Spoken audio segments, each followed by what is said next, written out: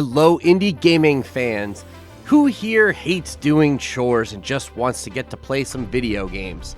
Well, now you can play that feeling in video game form. I'm the ex-hardcore gamer, and today I'm going to be talking about Arcade Paradise. In Arcade Paradise, you play as Ashley, a recent college dropout whose disapproving father has tasked her with running the family laundromat. This laundromat just so happens to have a few arcade games in the back, and this is a lot more appealing to Ashley. Ashley decides with her half a degree in business management that she could make more money running an arcade than a laundromat. Ashley presents this idea to her father, who of course has no interest in it whatsoever and won't hear anything about it. So now it's your job while playing as Ashley to keep running this secret arcade business while keeping the laundromat going as well.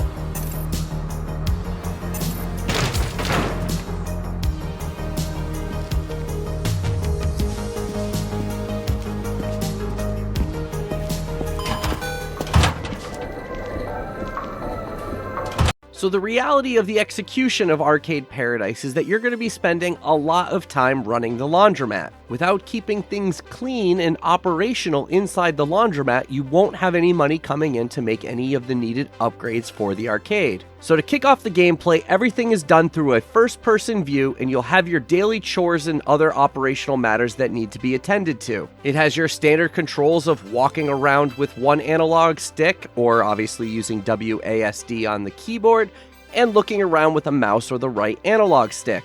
Then the big major gameplay twist comes with an interact button, which is either the E key on the keyboard or the A button on your controller, and that's what you're going to be using a lot of. The smart way to go is that you start every day that you work in the game by cleaning up all the garbage that's left everywhere, because people are slobs. So now you're going to walk around looking everywhere and seeing what items light up, and then pressing the interact button to pick them up.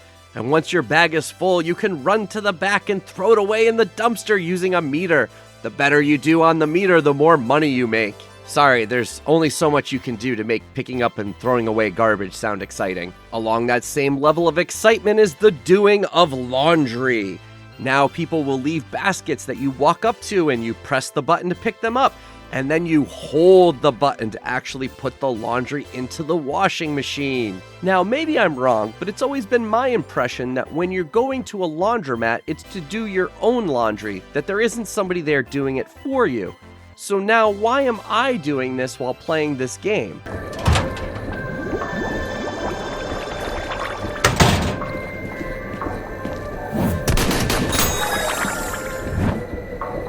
After waiting a few minutes in real time for the clothes to wash, you then pick them up, and a similar mechanic is set up for the drying. The faster that you do this entire process, the more money that you make. So what do you do during all this time of waiting? Well, that's where the more fun stuff actually comes into play, along with doing a few more chores. So while you're waiting, you can actually go into your back room and play one of the different arcade games that you have back there. The game is set in the early 90s, so when you walk back into your old, dark, unappealing storage room, you have games that are considered old even then. Now, I should point out that none of the games in Arcade Paradise are actual games from the past. They were all created specifically for this game. With that being said, they are created to try to mimic something that you would have played in arcades back then. You start off with only a handful of older and less popular arcade cabinets, so it's your job to be able to make more money to buy more machines to keep people happy. Each game has its own set of challenges, and the more that you play a game and the more of these challenges that you complete, the more money that the machine will make.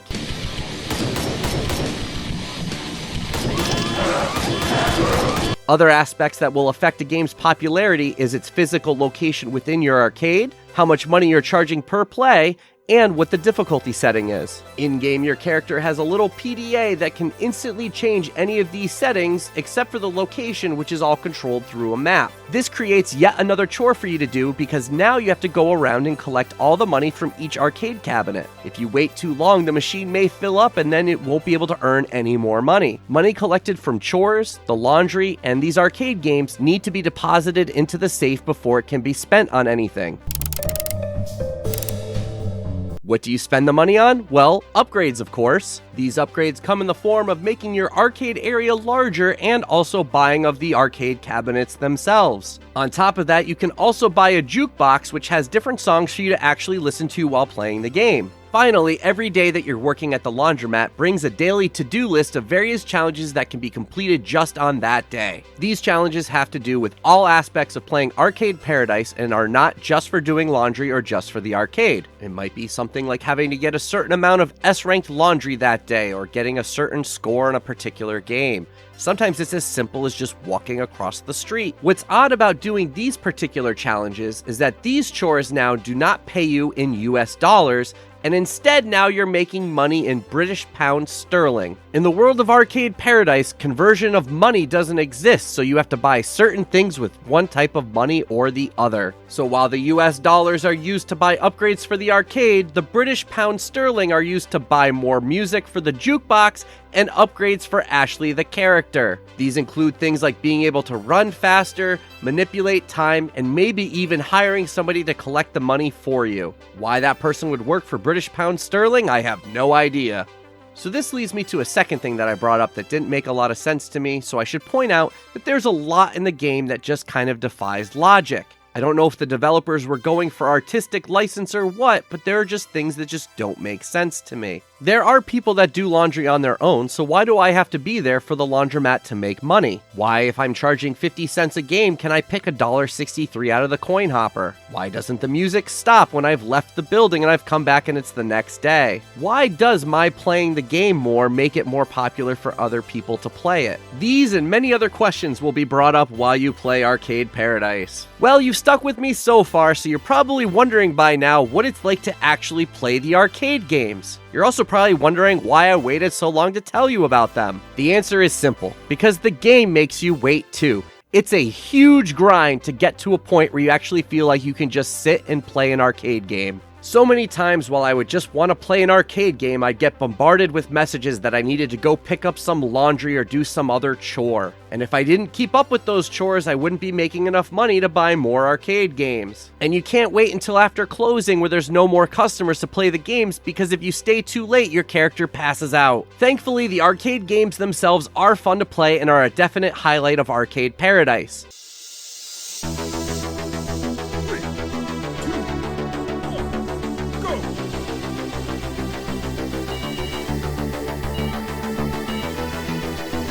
Obviously, everything would just totally fall apart if you did all that work and there was no real reward for doing so. There are 15 different arcade cabinets that can be unlocked, and they all play different from each other. You could be playing a match 3 puzzle game, or even a game that's a mix between Pac-Man and the first 2 Grand Theft Auto games. I didn't find a single dud in the bunch, as I had fun playing every single one of the games in their own right. Some of the games even support local multiplayer from 2 to 4 players, and thanks to Steam's Remote Play, you can play those online as well, although I did not get to test that out. Each individual arcade game also has its own online leaderboard that also has separation for the different difficulty levels. A nice aspect of having a retro-themed game is that you do not have to require a lot of power to be able to play it. Essentially, if you have any computer that's been built within the last decade, you should be able to run Arcade Paradise no problem. With my RTX 2060, I was able to keep a constant 165 frames per second, which is what my monitor supports, and I had it running at the 2K resolution with maximum settings. Since you're really only working out of a small area, this isn't all that surprising, and with not a lot to render, it keeps the game running smoothly. Graphically, it's not going to blow anybody away, but that's not why you're playing Arcade Paradise. You're playing for those arcade games, and those perfectly mimic being able to play a game from the early 90s or before. I will say, though, that I did enjoy the nice light reflections that you would get off of the game's monitors. Much like how the arcade games are made today to appear like they're from a different era, so is the music.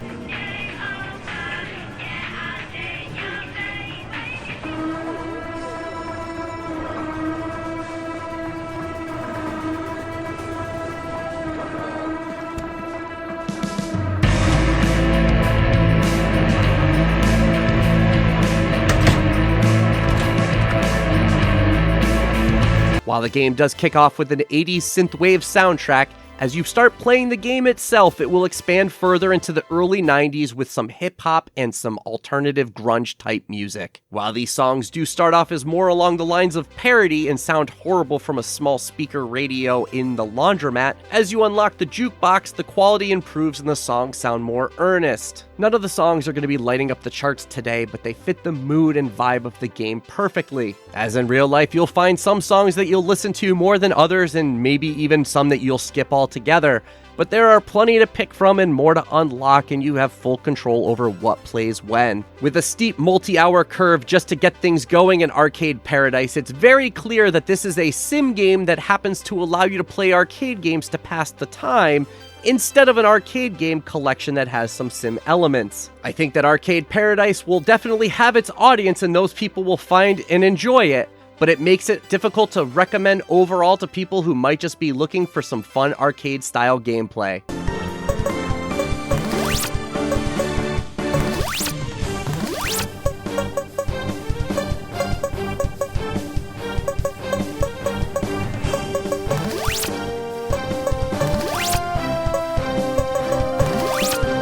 We thank you so much for supporting clickbait-free content here at I Dream of Indie. We couldn't possibly make it without you and these brave indie warriors and legends. At the Indie Warriors tier, we have Bill, Adriana Amato, CJR, Julian Kolbis, Ray Lynn, Marky Mint, Dave Harp, Peekaboo, Lex Noyle, Christian Cruz, PSC, Solaru C, Chic Geek, Ancha277, and Acrophobe. Indie legends include Nathan Moore, Skeptism, Jen Rose, Chris Jackson, Mr. W, Blue Francis 14, The Beefarinis, Business Cody, Chiron, Jace Glover, King of the Hatch, Ophidian Mind, Lord Metroid, Seacoil, and Larkison. Thank you so much for everything that you do for independent developers, publishers, and for I Dream of Indie. Everybody else, head down to the description box below. Let's defeat the gaming echo chamber and bring a voice to the voiceless ones in gaming.